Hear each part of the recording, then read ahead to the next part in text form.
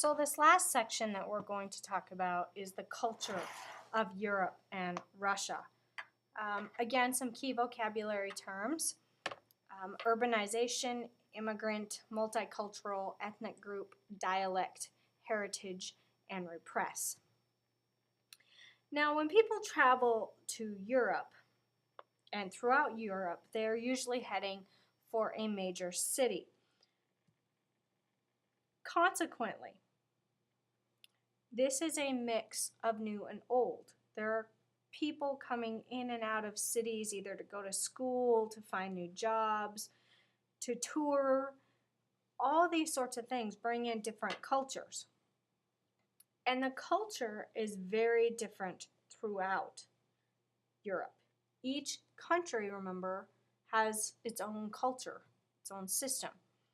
Paris is very different than London. Paris attracts scholars, writers, and artists from all over the world. London, on the other hand, is known for its historic buildings and lovely parks. Madrid is known as a friendly place where people meet in cafes to relax after work. And the German city of Berlin is just a rush everywhere. So with this impact of cities and growing cities, there is also growing wealth. Western Europe in particular is based upon the wealth of industry. It began in the 1700s and has been developing since then. Farming played a bigger role in the past, and about 200 years ago that would have been huge. But as industries and the technology increased, the growth of cities appeared because city industries needed more workers. People moved near those industries, those factories, and cities built around that. Now, after World War II, this growth of cities, or urbanization, I believe that's a vocabulary term, sped up after World War II. The United States provided billions of dollars to help Westerners, and with this help, the industries became more and more important. Today, most Western Europeans work in factories or in service industries such as banking and food services. Most Western Europeans earn decent wages and have a comfortable life. Now, life in Western Europe was not always so good. And in the 1800s and early 1900s, millions of Western Europeans left Europe. They mostly came to the United States. Probably some of your family arrived here around that time. Today, this is still the case. Since World War II, people began moving back into Western Europe, immigrating, people who moved to one country from another. And it makes up about 6% of the total population in Western Europe. However, that leads to this mixing of cultures because the people, once they immigrate, they do not leave their old world behind. They don't leave their religion. They don't leave their traditions. They instead just bring it with them. So we have a mix of cultures. Again, bringing their languages, their religious beliefs, their values, and their customs. It creates a huge melting pot. But they do, to a certain extent, make some changes. And to fit in, countries therefore become multicultural. A country's way of life is influenced by many different cultures, multicultural. Now, if we look at Eastern Europe is very, very different than Western Europe. Eastern Europe started with the Slavic culture. The Slavs are one of the major ethnic groups today in Eastern Europe. And the Slavs have been separated and different languages were created. Today there are about 10 Slavic languages that are still spoken throughout Eastern Europe. These include Czech, Polish, and Russian. In addition, even two Slavs who speak the same language may not speak the same dialect.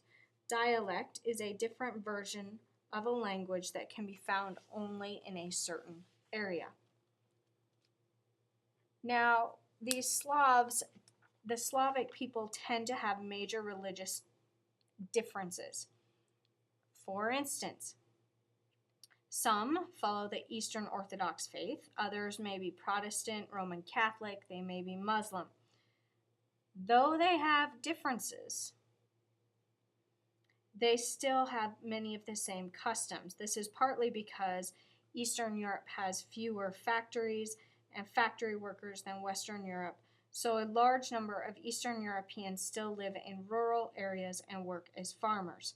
Custom changes tend to occur more slowly in rural areas than cities. Now, there are other ethnic groups throughout Eastern Europe. Some countries, such as Poland, Croatia, Slovenia, and the Czech Republic, are almost entirely Slavic. But that is not always the case. For instance, about 95% of the people in Hungary belong to an ethnic group called the Magyars. Romanians, country of Romania, is almost all Romanians. Then you have the Bulgars of Bulgaria, you have the Albanians of Albania, and even there are Germans spread throughout Eastern Europe. So they have a very diverse ethnic group culturally. Unfortunately, in Eastern Europe, this has been a challenge. For most of the 1900s, we're going to talk about one success story, so to speak. In the 1900s, Czechoslovakia was a single country with the ethnic groups of the Czechs and the Slovaks. Czechoslovakia is what I memorized when I was in school. It was ruled mostly by the Communist Party, and it was then they began disagreeing. The Communist Party gave up its power in 1989, and the Czechs and the Slovaks fought initially to how the country should be managed. In 1993, they did reach an agreement, and the Czech Republic and Slovakia was born. This perhaps was easy because the Slovaks and the Czechs already lived in two separate regions, so you could just kind of draw a line and create two countries. It doesn't always work that way in Eastern Europe. For instance, Yugoslavia is one country, two alphabets, 3 religions, 4 languages, and 5 nationalities. It's very, very diverse. Various groups within the country had distinct religions and cultures, and the differences were too much to overcome.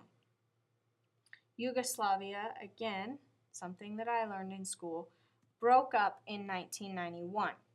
War broke out. We have genocide occurring, killing people of the other ethnic group. Mainly Bosnians were killed in particular.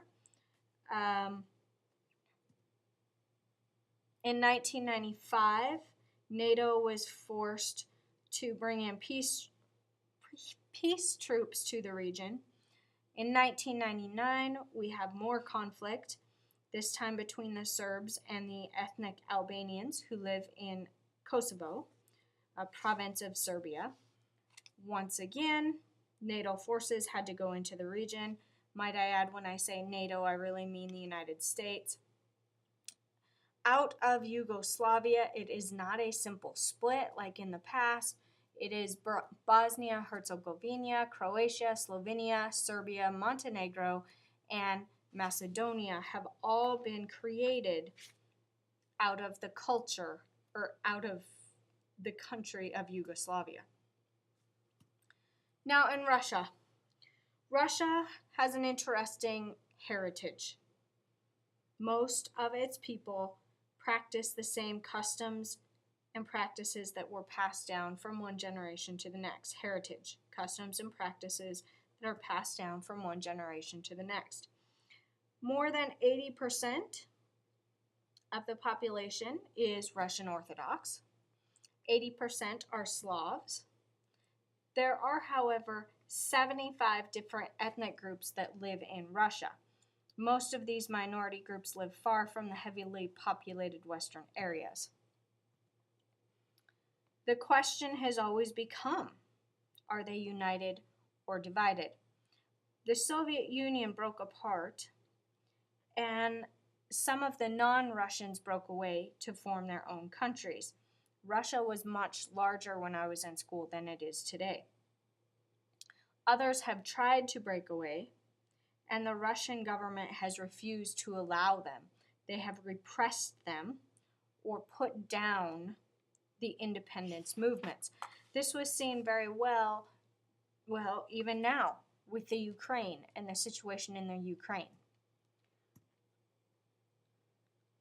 Russian culture is very beneficial. It's produced artists, composers, architecture, all this sort of wonderful stuff until communism appeared. And then the purpose of art became to glorify communism and make it seem amazing through the use of propaganda. Propaganda is the spread of ideas designed to support some cause. In this case, it was propaganda. So at this point, you need to start researching a country. These are the countries that are available to you. Great Britain, France, Sweden, Italy, Germany, Austria, Poland, Ukraine, Russia, Spain, and Portugal. You will start researching tomorrow.